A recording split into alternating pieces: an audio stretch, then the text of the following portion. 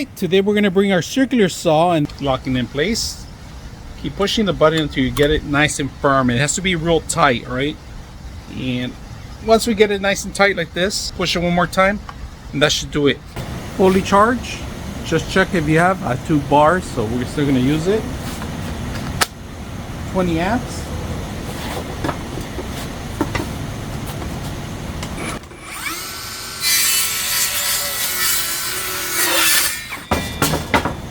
Butter, very simple.